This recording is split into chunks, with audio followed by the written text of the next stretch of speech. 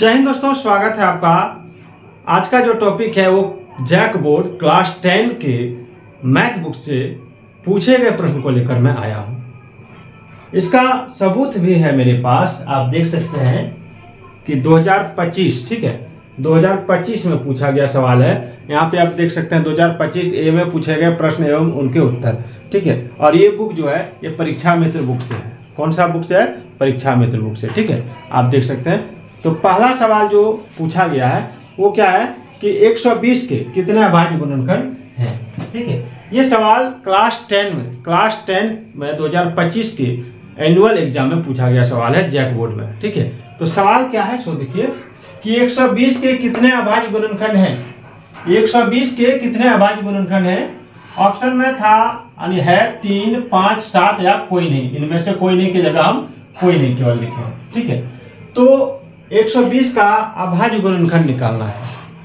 अभाज्य गुणनखंड निकालने के लिए सबसे पहले अभाज्य संख्या को जानना जरूरी है। अभाज्य संख्या वैसी संख्या होती है जिसका केवल अपने आप से ही भाग लगता है, ठीक है। एक और अपने आप से छोड़कर इसका कोई दूसरा भाग नहीं लगता है, ठीक है। जैसे मान लीजिए 2 है तो 2 को यदि हम भागा देते हैं, ठीक है, 2 को 2 से ही भागा देंगे, 2 एकम 2, तो ये केवल 1 और 2 से ही भाग लग रहा है, ठीक है। खुद के अलावा और 1 के अलावा किसी से ये भाग नहीं लगता है। तो ये अभाज्य गुणनखंड यानी अभाज्य संख्या कहलाता है, ठीक है। गुणनखंड नहीं, अभाज्य संख्या कहलाता है। तो 120 का कितना अभाज्य गुणनखंड होगा गिनती में हमको बताना है। तो क्या करना है, 120 लिख लेना है, ठीक है। 120 लिखने के बाद इसको सबसे पहले देखिए कि अंत में 0 है। 0 जो भी जहां भी रहेगा वो 2 से कटेगा, ठीक है। किसी के अंत में 0 रहता है तो वो 2 से कटता है। किसी के अंत में 2 रहे, 0 रहे, 4 रहे, 6 रहे, 8 रहे, ठीक है। संख्या के अंतिम अंक जो है, संख्या का अंतिम अंक अगर 0, 2, 4, 6, 8 है तो वो 2 से कटता है, ठीक है। इसको याद रखिएगा। तो 120 जो है इसको डिवाइड करेंगे तो 2 6 12, ठीक है, और 2 0 0। अब क्या करना है, अगर किसी को ये समझ में नहीं आ रहा है कि इसको क्या करना है, 2 से क्या करना है, तो मैं एक और तरीका बताता हूं। 2 से इसको भागा दे दीजिए 120 को, ठीक है। 2 से 120 को भागा दे दीजिए। 2 6 12, पूरा कट गया 12, 0 उतार दीजिए, 2 0 0, यहाँ भी 0 उतार दीजिए, ठीक है। तो ये 60 हो गया। ये क्या हो गया? 60 हो गया। यही 60 मैंने लिखा है। अब सेम टू सेम आप 60 के साथ भी वही कर सकते हैं, ठीक है। 60 के साथ भी आप वही कर सकते हैं। 60 को 2 से डिवाइड कर दीजिए,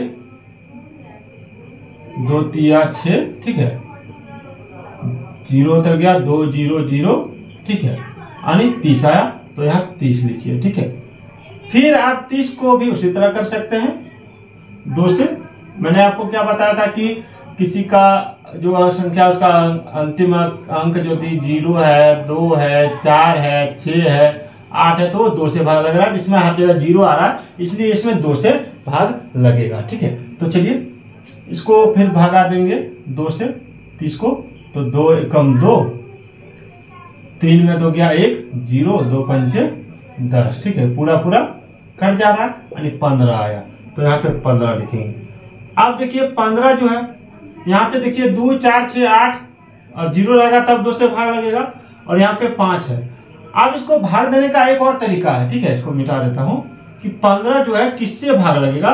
तो एक तरीका क्या होता है कि अंतिम अंक किसी संख्या का अगर 5 होता है, ठीक है, तो वो 5 से भी लगता है और कहीं कहीं 3 से भी लगता है। 3 से लगने का जो विधि है वो क्या है उसको देखिए। यहाँ पे क्या है, यहाँ पे 1 और 5 है, तो 1 और 5 को जोड़ दीजिए, कितना आता है?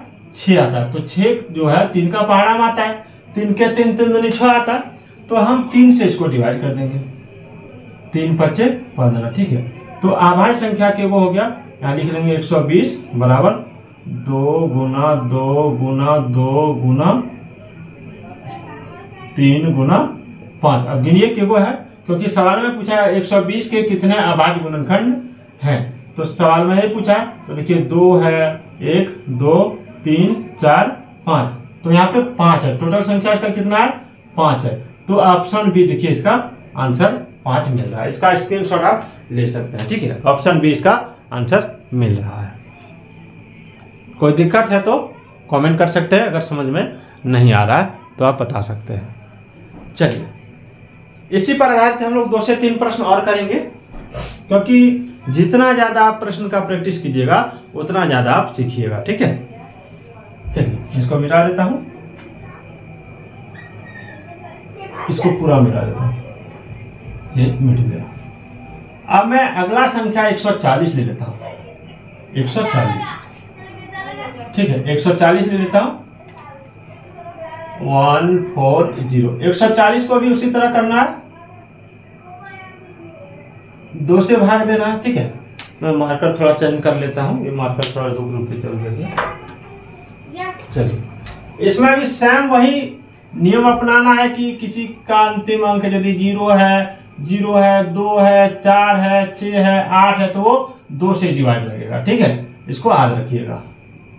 तो यहाँ पे हम 140 को अगर डायरेक्ट नहीं काट सकते हैं तो 140 को 2 से भागा दे देंगे, 2 सत्ते 14, पूरा पूरा कट गया। अब बार बार 0 उतारने की जरूरत नहीं है, यहाँ एक 0 बच गया, एक 0 उतार दीजिए। ठीक है, तो 70 आया। उसी तरह इसको भी यदि भागा देंगे तो कितना आएगा वो देखिए, यहाँ पर कितना है, 70 है, 70 लिखेंगे, 2 से देंगे। ठीक है, 2 3 6, उसके बाद 7 में 6 गया, 1 0, 2 5 10, ये पूरा पूरा कट गया, 35 आया, तो 35 लिखेंगे। ठीक है, अब क्या करेंगे, अब देखिए कि अंतिम अक्षर जो है, अंतिम अंक जो है वो 5 है। अब मैंने एक विधि बताया था कि अगर 2 संख्या अंत किसी के अंत में 5 होता है तो 5 से डिवाइड होता है, लेकिन ये भी देखना है कि उसको जोड़ने पर यदि 5 और 3 जोड़ने पर 3 का पहाड़ा वाला कोई संख्या आ जाए तो 3 से लगेगा। तो 5 और 3 कितना होता है, 8 होता है। तो 3 का पहाड़ा 8 नहीं आता, इसलिए 5 से लग जाएगा, 5 सत्ते 35। ठीक है, कितना लग गया, 5 सत्ते 35। मैंने क्या किया, एक बार आप स्क्रीनशॉट लेके इसको लिख के नोट कर सकते हैं। ठीक है, तो चलिए इसको मैं मिटा देता हूं। तो कितना आ गया, 140 के कितने अभाज्य गुणनखंड हो गए, तो यहाँ पर इस तरह भी आप लिख सकते हैं या डायरेक्ट भी आंसर वहां पे, क्योंकि ऑब्जेक्टिव वाला है तो केवल रंगना है। तो 140 तो 2 गुना 5 गुना 7, तो 1 2 3 4, तो आंसर कितना आ जाएगा, आंसर हो जाएगा 4। आंसर कितना हो गया, आंसर हो गया 4, आप देख सकते हैं। ठीक है, आप इसको वीडियो को पॉज करके या स्क्रीनशॉट लेके देख सकते हैं कि ये आंसर कैसे आया, फिर से आप रिव्यू करके इसको देख सकते हैं। चलिए एक और सवाल लेंगे, एक सवाल ले लेंगे 200। ठीक है, 200, इसको मिटा देते हैं। सवाल ले लेंगे 200 के कितने अभाज्य गुणनखंड हैं, 200 के कितने अभाज्य गुणनखंड हैं। तरीका अगर आपको पसंद आ रहा है तो कमेंट जरूर कीजिएगा। 200 के कितने अभाज्य गुणनखंड है, एकदम इजी है। यहाँ पे 200 लिख लीजिए, 200 को 2 से डिवाइड दीजिए तो 2 1 2, डबल 0 दे दीजिए, 2 5 10 होता है, 1 0 बढ़ा दीजिए। ठीक है, 10 तो कट जाता है इसलिए 1 0 बढ़ा देंगे। अब 2 से भागा देंगे तो 25, क्योंकि भाग देके हम बना सकते हैं, भाग बार बार देने की जरूरत नहीं है, मैं भागा देके आपको सिखा चुका हूँ। 5 है 25, पूरा पूरा कट गया। ठीक है, अब देखिए कितना आ गया, 1 2 3 4 5, तो इसका आंसर कितना आ जाएगा, 5। यानी 200 के कितना अभाज्य गुणनखंड है, तो 200 के 5 अभाज्य गुणनखंड है, इसको याद रखिएगा। इस तरह का प्रश्न कंपटीशन परीक्षाओं में भी पूछा जाता है, इसको आप नोट कर लीजिएगा। ठीक है, तो आज का ये वीडियो कैसा लगा कमेंट जरूर कीजिएगा, और इस बुक से यदि परीक्षा मित्र से यदि आप तैयारी करना चाहते हैं तो कमेंट कीजिएगा, मैं आपको परीक्षा मित्र के सारे प्रश्नों को करवाऊंगा। तो और प्रीवियस ईयर क्वेश्चन है ये, आप देख सकते हैं यहाँ पे लिखा है।